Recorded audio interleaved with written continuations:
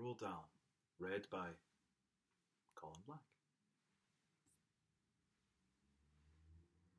Down in the valley, there were 3 farms. The owners of these farms had done very well. They were rich men. They were also nasty, nasty men. All 3 of them were about as nasty and mean as you could meet.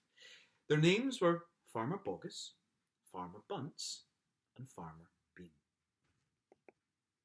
Boggis was a chicken farmer. He kept thousands of chickens. He was enormously fat.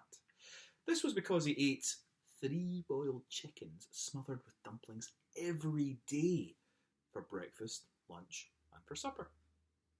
Bunce was a duck and goose farmer. He kept thousands of ducks and geese.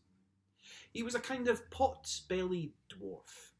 He was so short, his chin would have been underwater in the shallow end of any swimming pool in the world. His food was doughnuts and goose livers. He mashed the livers into a disgusting paste and then stuffed the paste into the doughnuts. This gave him tummy ache and a beastly temper. Bean was a turkey and apple farmer. He kept thousands of turkeys and an orchard filled with apple trees. He never ate any food at all. Instead, he drank gallons and gallons of strong cider, which he made from the apples in his orchard. He was as thin as a pencil and the cleverest of them all. Boggis, Bunce, and Bean, one fat, one short, one mean. Those horrible crooks, so different in looks, were none the less equally mean. That is what the children round about used to sing when they saw them. On a hill above the valley there was a wood. In the wood there was a huge tree. Under the tree there was a hole. In the hole lived Mr. Fox and Mrs. Fox and their 4 small foxes. Every evening as it got dark, Mr. Fox would say to Mrs. Fox, "Well, my darling, what shall it be this time? A plump chicken from Boggis? A duck or goose from Bunce? Or a nice turkey from Bean?" And when Mrs. Fox had told him what she wanted, Mr. Fox would creep down into the valley in the darkness of night and help himself. Boggis, Bunce, and Bean knew very well what was going on, and it made them wild with rage. They were not men who liked to give anything away. Less still did they like anything to be stolen from them.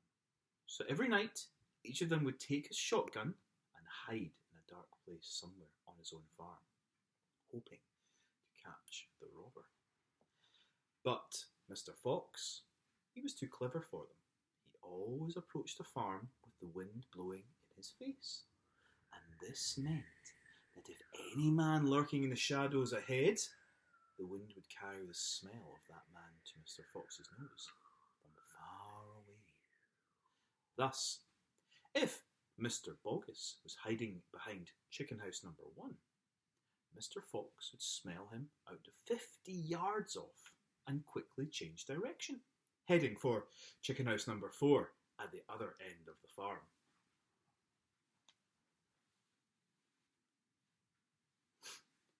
"Dang and blast that lousy beast," cried Boggis. "I'd like to rip his guts out," said Bunce. "He must be killed," cried Bean. "But how?" said Boggis.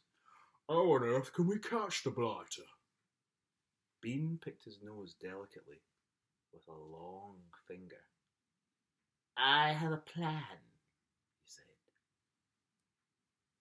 "But you've never had a decent plan yet," said Bunce. "Shut up and listen," said Bean. "Tomorrow night we will all hide just outside the hole where the fox lives. We will wait there until he comes out, and then bang, bang, bang, bang." "Very clever," said Bunce. "But first we shall have to find the hole." "My dear Bunce, I've already found it," said the crafty Bean. "It's up in a wood on the hill. It's under a huge tree."